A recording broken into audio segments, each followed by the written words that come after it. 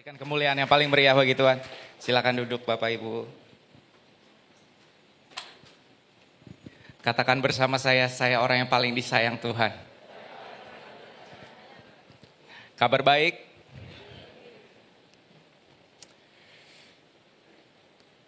Saudara, hari ini saya akan melanjutkan firman Tuhan dari Pastor Ivan minggu lalu. Kalau saudara ingat, Pastor Ivan berkata bahwa hidup di dalam kasih karunia Tuhan bukan hanya berbicara tentang menerima kasih karunia Tuhan, menerima saja dari Tuhan, tetapi juga berbicara tentang bagaimana kita mengimpartasikan, memberikan kasih karunia itu bagi orang lain. Yang terkadang kita berpikir, orang ini gak layak terima kasih karunia. Tetapi Tuhan mau kita memberikan kasih karunia. Karena kasih karunia memang berarti sesuatu pemberian yang diberikan kepada orang yang tidak layak. Kita mengimpartasikan kasih karunia dan juga pengampunan. Dan saya mengerti kedua hal ini tidak mudah. Siapa yang merasa mudah? Enggak ada. Mengampuni seseorang bukanlah hal yang natural atau hal yang bisa kita kuasai dalam waktu yang singkat. Apa kuncinya? Terlebih dahulu menerima kasih karunia Tuhan. Terlebih dahulu dipenuhi dengan kasih Tuhan. Setiap minggu, setiap hari kita disiram dengan firman kasih karunia Tuhan. Kasih karunia Tuhan yang kita terima itulah yang akan memampukan kita untuk memberikan kasih karunia kepada orang yang tidak layak menerimanya. Dan hari ini kita akan masuk lebih dalam melihat bagaimana kasih karunia Tuhan diberikan bagi kita. Saudara siap? Kita lihat ayat ini. Karena begitu besar kasih Allah akan dunia ini sehingga ia telah mengaruniakan anaknya yang tunggal. Supaya setiap orang yang percaya kepadanya tidak binasa, melainkan beroleh hidup yang kekal. Sebab Allah mengutus anaknya ke dalam dunia bukan untuk menghakimi dunia, melainkan untuk menyelamatkannya oleh dia. Barang siapa percaya kepadanya, ia tidak akan dihukum. Boleh kasih highlight, karena begitu besar kasih Allah akan dunia ini. Saya mau kita semua fokus ke kalimat ini. Karena begitu besar kasih Allah akan dunia ini. Bukan hanya sekedar karena Allah mengasihi dunia ini. Enggak. Karena begitu besar. Berbicara tentang begitu besar. Suatu hari sebelum saya punya anak. Mungkin 2 tahun sebelum saya punya anak. Saya jalan-jalan ke mall sama istri saya. Lalu saya melihat ada sebuah wahana, boleh tampilkan fotonya. Saudara pernah lihat ini? Di mall. Lalu saya berjanji pada hari itu.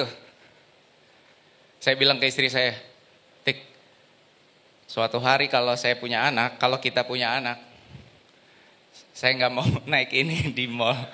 Karena saya lihat ada bapak-bapak, dia keliling mall dan ada orang yang sampai minggir-minggir gitu ya, takut ketabrak.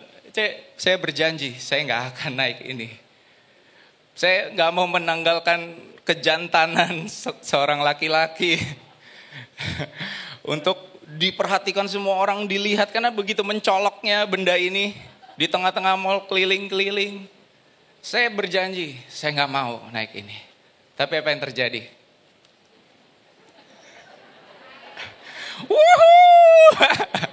Saya keliling mall. Karena hari itu anak saya bilang, aku mau naik sama papa, matilah. Disitulah kasih kita diuji, amin. Tapi saya gak ragu, waktu anak saya bilang, aku mau sama papa. Ayo, saya gak ragu. Langsung saya naik, karena begitu besar kasih saya. Lalu suatu hari, saya dan istri berjanji, suatu hari kalau kita punya anak, kita jaga ya rumah kita tetap rapi, tetap indah. Jangan kayak si itu. Kamu lihat gak kemarin rumah dia? Aduh, pusing. Wah, barang anak-anak di mana-mana, barang bertebaran, berserakan. Lalu apa yang terjadi? Suatu hari kita punya anak. Wah, rumah kita begitu penuh kehidupan, begitu penuh warna dan penuh keindahan. Karena begitu besar. Dan karena begitu besar kasih Allah akan dunia. Perhatikan, dunia. Dunia berarti termasuk Orang yang menyakiti saudara tahun lalu. Orang yang menyalip mobil saudara 2 hari yang lalu. Orang yang masuk berita melakukan kejahatan besar dan sedang diurus perkaranya. Tuhan begitu mengasihi mereka dan mengasihi saudara dan saya. Lalu kita mulai berpikir, wah, kalau mengasihi saya sih wajar, saya kan rajin ke gereja. Saya ikut care group lagi. Tapi mengasihi mereka, kayaknya enggak deh. Ini yang dia lakukan. Dia memanggul salib. Lalu dia terjatuh. Lalu dia ingat dunia. Saudara dan saya, dan semua orang penghuni dunia.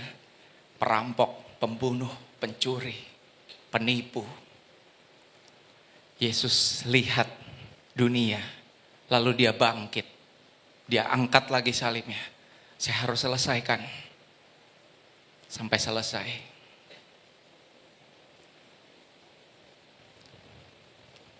Suatu hari, orang-orang yang merasa dirinya benar.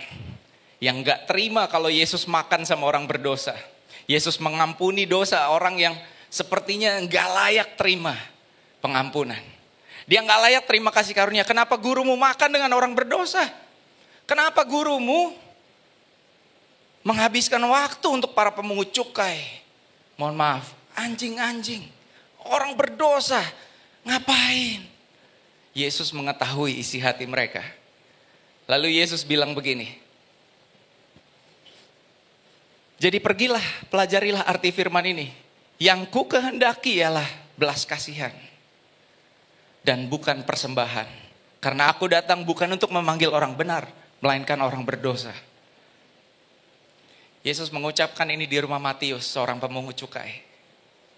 Dan hanya Matius, hanya Injil Matius yang mengutip ayat ini. Ayat ini dikutip Yesus dari tulisan Nabi Hosea. Suatu hari Hosea pernah bernubuat tentang janji seorang Mesias. Di mana Mesias yang akan dijanjikan Tuhan, yang akan dikirimkan oleh Tuhan untuk menyelamatkan dunia, menghendaki belas kasihan. Lebih daripada ritual agama, persembahan, korban bakaran. Yang dia kehendaki ialah belas kasihan. Dan Matius mencatatnya. Aku seorang yang tidak layak menerima belas kasihan Tuhan. Lalu kita berpikir lagi, Tuhan, kayaknya berlebihan deh. Saudara pernah dengar kisah domba yang hilang, dirham yang hilang, anak yang hilang. Apakah mereka semua yang hilang dan ditemukan kembali layak menerima keselamatan? Layak untuk dikasihi? Enggak. Tapi Tuhan mencari mereka, menyelamatkan mereka. Dan ada satu gambaran yang dikutip oleh Yesus dalam porsi ayat ini. Dari tulisan Hosea. Gambaran tentang kasih Tuhan kepada kita mempelainya. Mempelai berbeda dengan domba, dengan anak, dengan sahabat. Mempelai memiliki porsi yang khusus. Jika saudara dipersatukan dalam pernikahan, maka mempelai saudara adalah objek kasih utama dalam sebuah pernikahan. Kita lihat kisahnya, Hosea dan Gomer. Hosea dan Gomer dikisahkan di kitab Nabi Hosea, merupakan gambaran yang Tuhan berikan kepada Hosea, bukan hanya untuk disampaikan, tetapi untuk dihidupi. Setiap nabi di dalam perjanjian lama memiliki peran, bukan hanya untuk membawa firman Tuhan, tetapi untuk menghidupi firman itu sendiri. Dan kisah ini begitu menarik.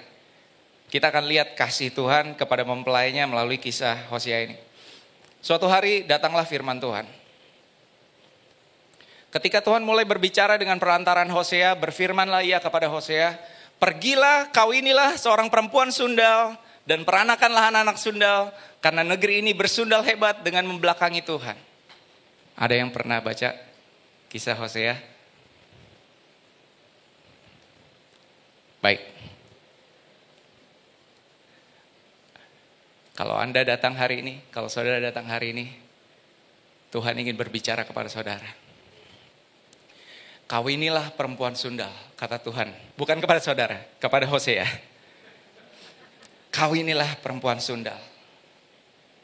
Saudara bisa bayangkan Hosea seorang nabi, seorang hamba Allah, seorang yang dipandang, seorang yang mendengar suara Allah, menjadi perantaran Allah.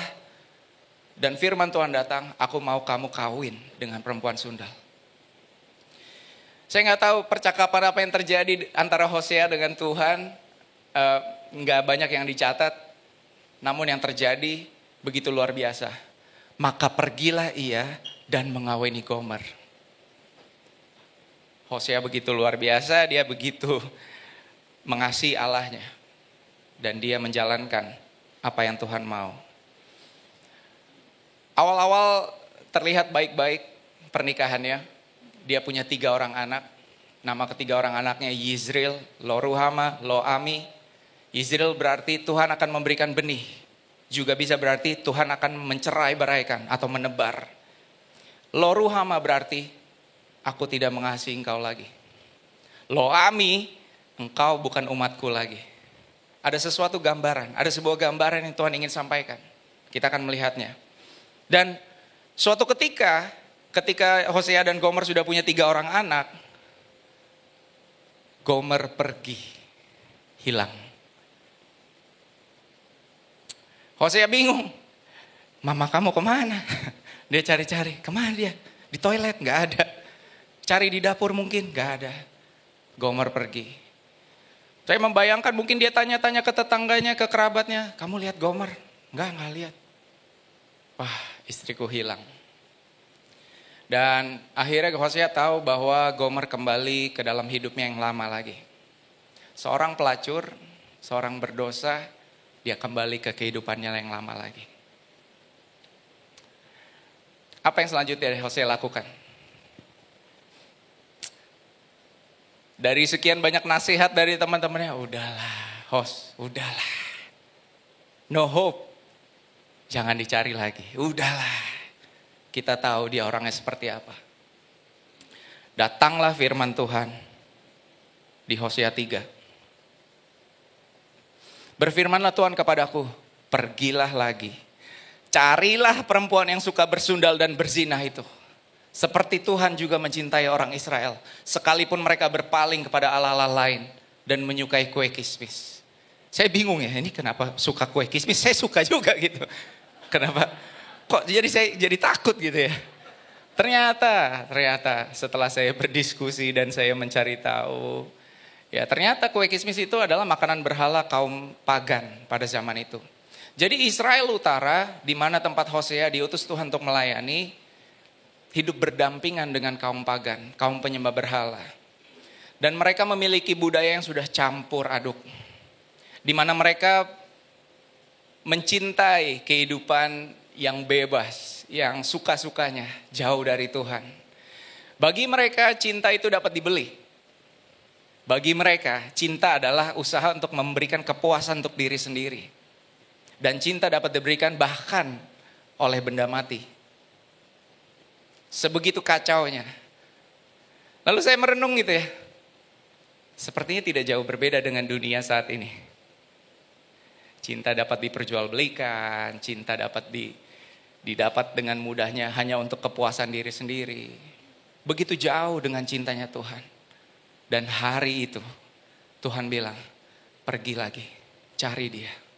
Aku akan demonstrasikan apa itu cinta yang sesungguhnya. Aku mau kamu mendemonstrasikan kasihku. Kasih yang sesungguhnya.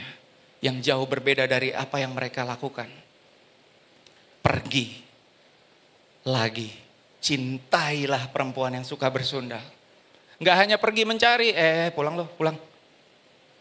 Cintailah. Boleh ayat selanjutnya? Lalu aku membeli dia bagiku. Dari sini kita tahu apa yang Hosea lakukan. Hosea mencari Gomer. Mungkin di tempat pelacuran. Dia jalan dari gang ke gang, dia jalan dari rumah pelacuran ke rumah pelacuran yang lain. Dia cari, lihat Gomer, lihat istri saya. kamu kan nabi, kamu kan hamba Allah. Ngapain kamu di sini? Ngapain kamu di tempat ini? Tempat di mana saudara nggak mau menemukan pasangan saudara di sana. Apalagi hamba Tuhan. Tapi Hosea cari sampai ketemu. Lalu dia menemukan Gomer telah menjadi milik tuan yang lain.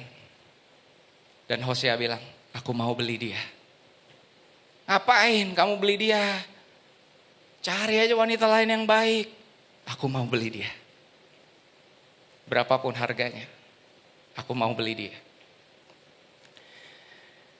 Bayangkan ketika itu mungkin Gomer gak bisa menatap Hosea. Mungkin Gomer lihat, aduh ngapain dia kesini. Gomer malu, Gomer gak punya harga diri. Tapi Hosea bilang, aku mau beli kamu. Tunggu ya, aku mau beli dia, berapa harganya? Harganya 15 shikal perak dan 1,5 homer jelai atau 5 keranjang jelai. Saudara bisa lihat bahwa ketika firman Tuhan ditulis, tidak ada detail yang kebetulan. Semuanya signifikan. Semuanya Tuhan mau taruh di situ. 15 adalah angka peristirahatan, rest. Silver, perak berbicara tentang penebusan. 5 angka kasih karunia. Dan jelai berbicara tentang manusia kelas 2, manusia berdosa yang perlu dipulihkan untuk dapat diterima. Jadi Hosea membayar harga sebuah peristirahatan, karya penebusan oleh kasih karunia-Nya untuk manusia berdosa, untuk Gomer.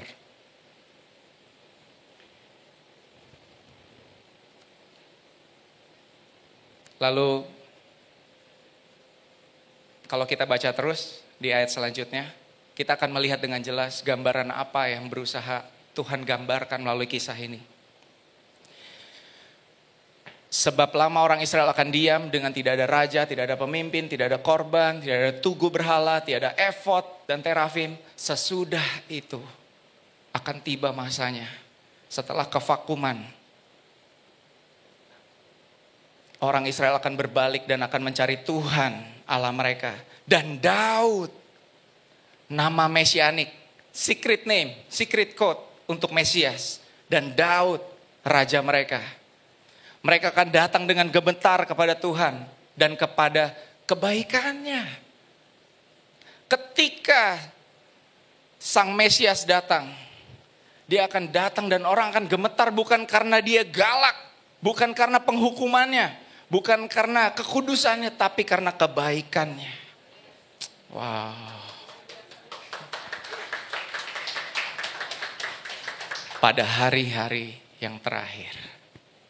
Saudara sudah dapat gambaran kisah ini tentang siapa dan tentang apa?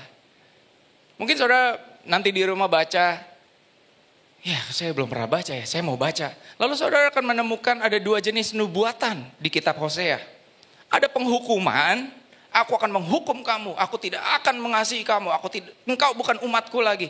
Lalu kalimat berikutnya, aku akan mengasihi engkau, engkau adalah umatku, engkau mempelaiku. Kok aneh, kok ada 2 jenis? Ada 2 macam nubuatan di kitab Hosea. Jawabannya adalah Mesias ini datang membawa pertukaran ilahi, divine exchange. Dalam 2 Korintus 5 ayat 21, saudara sudah sering dengar ini dari Pastor Ivan. Dikatakan, dia yang tidak mengenal dosa dibuatnya menjadi dosa karena kita, supaya dalam dia kita dibenarkan oleh Allah. Jadi yang dihukum adalah dosa dunia, dosa manusia. Boleh tampilkan? Allah adalah Allah yang kudus, yang harus menghukum semua dosa. Boleh tampilkan? Dosa harus dihukum. Lalu selanjutnya, tetapi Tuhan mengasihi saudara dan saya. Tuhan mengasihi dunia karena begitu besar kasih Allah akan dunia ini. Dia gak bisa hukum dosa saudara di tubuh saudara. Dia gak mau saudara menderita. Jadi Tuhan menyediakan tubuh pengganti. Sehingga di atas kayu salib, Kekudusan Allah yang harus menghukum semua dosa saudara dan saya dipuaskan. Dan kasih Allah dinyatakan. Oleh sebab itu saudara dapat menemukan, di satu sisi Hosea disuruh bernubuat, hukum dia, habiskan dia. Semua dosanya harus dihukum. Lalu di ayat berikutnya, engkau umatku, aku mengasihani engkau. Di atas kayu salib, dia yang tidak mengenal dosa, dibuatnya menjadi dosa karena kita, supaya kita dibenarkan oleh apa yang dia lakukan di atas kayu salib.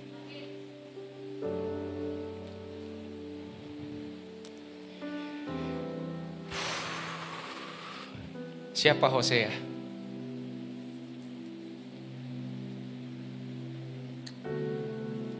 Hosea berarti salvation, keselamatan. Kalau saudara tahu nama Yesus dalam bahasa Ibrani Yeshua, artinya Yahweh is my salvation. Yahweh, Tuhan, Allah adalah keselamatanku. Dialah Yesus. Siapa Gomer? Gomer berarti komplit. Aku gak bisa utuh tanpa kamu. Yesus bilang, aku harus jemput kamu. Aku harus cari kamu. Sampai aku menemukanmu. Bahkan di tempat terendah sekalipun. Bahkan di tempat tergelap sekalipun. Aku masuk cari kamu. Aku menanggalkan semua kejantananku, kekerenanku. Aku pergi ke lorong untuk cari kamu. Orang bilang memalukan, memalukan. Yesus bilang, aku mau dan aku harus cari kamu. Aku gak bisa komplit tanpa kamu. Dan hari ini engkau menjadi utuh, menjadi komplit. Karena apa yang aku telah lakukan untuk kamu di atas kayu salib. Aku udah tebus kamu. Engkau berharga. Hari ini lihat Hoseamu memelukmu. Rasakan pelukannya. Rasakan kasihnya. Dia begitu mencintaimu. Dia begitu mengasihimu. Mungkin kau berkata, tapi aku gak layak. Tapi aku berbuat begini, berbuat begitu. Aku yang bayar. Aku yang dihukum untuk kamu. Kalau kamu bilang kamu gak layak, oleh sebab itu aku menyebutnya dengan istilah kasih karunia. Sesuatu yang kamu gak layak terima, tapi aku mau dan aku harus bayar harganya. Dia mengasihimu. Hosea memeluk Gomer. Dia menebus Gomer. Dia mengembalikan harkat, martabat, dan harga diri Gomer. Kalau saudara lihat, Hosea melakukan apa yang tertulis dalam Ulangan pasal 21 ayat 13. Upacara pengudusan kembali, penyucian kembali seseorang yang dinajiskan karena dosanya. Seorang pelacur, seorang berdosa yang gak berharga, dipulihkan Tuhan. Menjadi seseorang yang utuh kembali. Semua karena apa yang dia lakukan di atas kayu salib. Saat itu, kita belum kenal dia. Kita masih, Gambar ini digambar oleh salah satu leader di Grace Army. Namanya Kimberly. Saudara bisa follow Instagramnya child.ing. Di sana banyak gambar-gambar yang mengilustrasikan tentang kasih karunia Tuhan.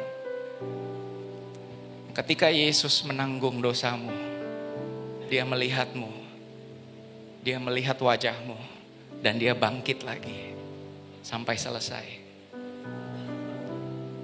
Waktu dia dicambuk, waktu dia dipukul, waktu dia diludahi, dia lihat kamu, dia lihat saudara dan saya. Dan saudara tahu di Yohanes 17, saya menyebutnya janji nikah Yesus. untuk saudara dan saya di hadapan Bapaknya. Boleh kita baca?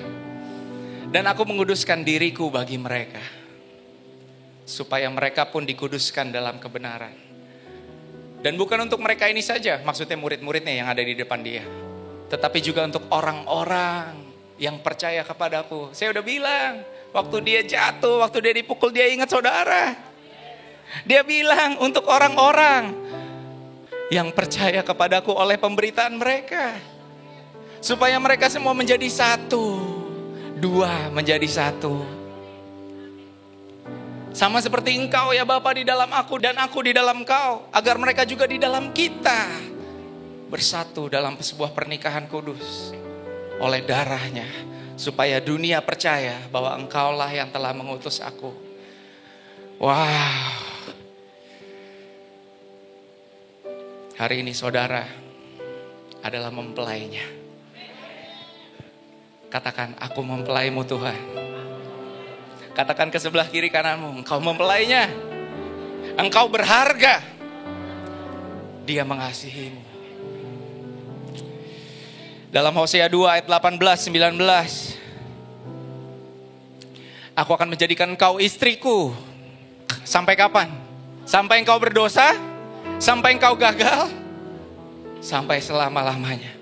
Dan aku akan menjadikan engkau istriku dalam keadilan, kebenaran, kasih setia, kasih sayang, kesetiaan. Sehingga engkau mengenal Tuhan. Mungkin saudara berkata, tapi bukankah ini ditulis untuk orang Israel? Kan tadi Ezra bilang ini ditulis untuk Israel Utara. Dalam bahasa Ibrani ada secret code nama Yesus. Saudara bisa Google, seluruh dunia sudah tahu secret code ini. Bahkan Pastor Ivan pernah membahasnya. Boleh tampilkan kata Tuhan di sini dalam bahasa Ibraninya Yahweh. Tapi sebelum Yahweh ada satu kata yang dikurungin dan tidak diterjemahkan dalam bahasa apapun. Namanya Alef Taf. Saudara tahu apa itu Alef Taf? Alef adalah huruf pertama dalam bahasa Ibrani. Taf adalah huruf terakhir dalam bahasa Ibrani. Alef Taf. Dalam Wahyu 22 dikatakan begini. Aku adalah Alfa dan Omega. Aku Yesus telah mengutus malaikatku memberi kesaksian tentang semuanya ini. Aku adalah Tunas, yaitu keturunan Daud. Yesus menggenapi nubuatan Hosea. Alef Taf adalah Yesus. Jadi hari ini kita memiliki juru selamat, kita memiliki Mesias, kita memiliki Tuhan yang menebus kita. Tapi gak sekedar itu, dia juga mempelai kita. Yang rela turun ke tempat yang tidak terhormat. Begitu memalukan. Begitu tidak masuk akal. Namanya Yesus. Dan gambar ini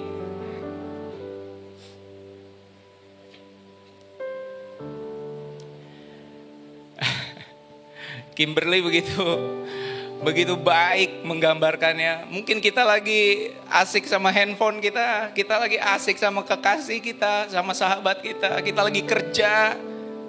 Dia menanti kita untuk menyadari bahwa dia tergila-gila sama kita. Sampai akhirnya kita menoleh kepadanya. Tuhan, kau mengasihi aku ya? Iya. Selama ini aku mengasihi kamu. Gak apa-apa kalau kamu baru tahu hari ini. It's okay. Gambar berikutnya. Dia menanti kita menatapnya. Lalu ketika kita menatapnya terjadi eye contact di situ. Lalu dia berbunga-bunga. Saudara, Allah yang Maha Kuasa, the Almighty God, is falling in love with you.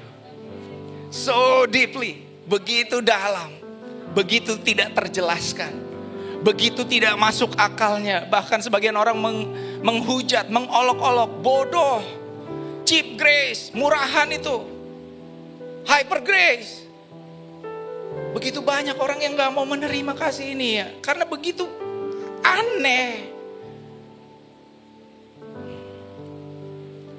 Tapi inilah kasih Tuhan. Inilah kasih karunia Tuhan. Dia akan mencarimu di tempat di mana engkau berada. Sampai engkau melihatnya. Dan engkau menyadari bahwa dia mencintaimu. Di Kidung Agung 4 ayat 9. Kita bisa lihat. Engkau mendebarkan hatiku. Dinda pengantinku.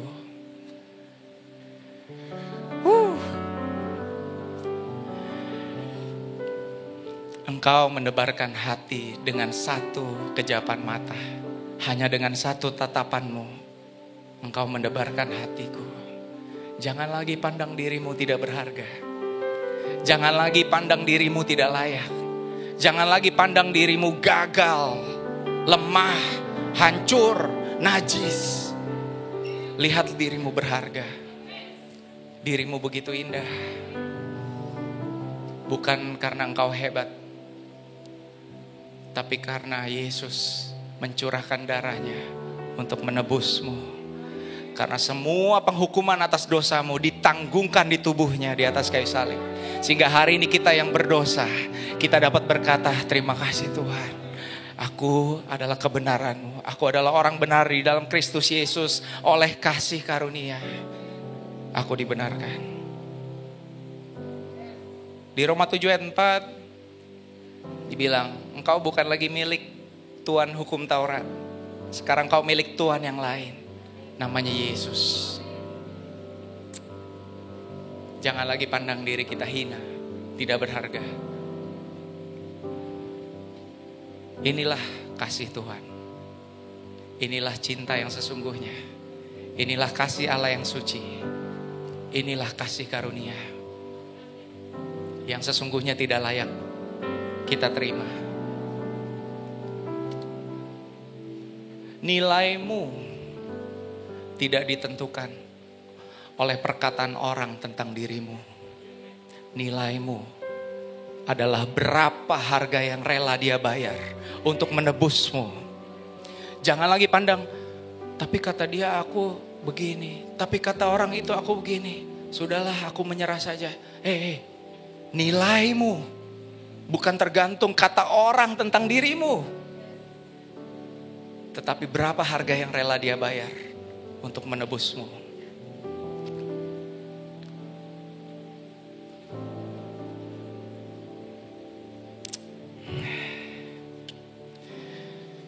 Firman Tuhan saudara begitu penuh dengan surat cintanya Tuhan Yesus untuk saudara.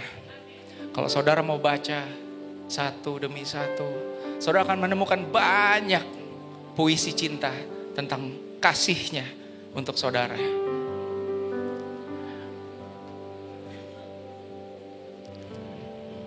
Hari ini terimalah kasihnya. Dan kasih karunia yang saudara terima akan memampukan saudara untuk mengimpartasikan kasih karunia kepada orang lain.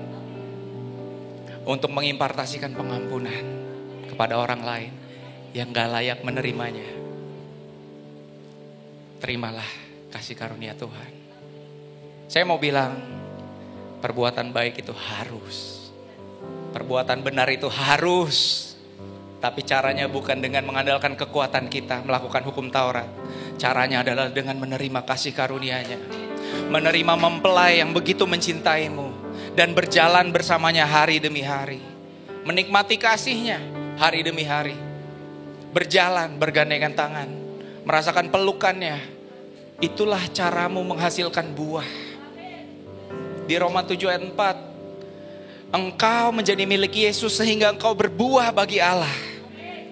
Dia mau engkau berbuah, iya. Dia mau engkau berbuat baik, iya. Dia mau engkau berbuat benar, iya. Tapi caranya adalah dengan menyadari kasih-Nya, menerima kasih karunia-Nya. Dengan demikian, saudara dapat mengimpartasikan kasih karunia ini bagi orang lain yang gak layak menerimanya. Berikan kemuliaan yang paling meriah bagi Tuhan. Mari kita berdoa. Tuhan, kami mengucap syukur untuk kasih-Mu yang begitu indah, yang begitu tidak masuk akal, yang sebagian orang mengatakan begitu memalukannya, tapi Engkau tetap melakukannya.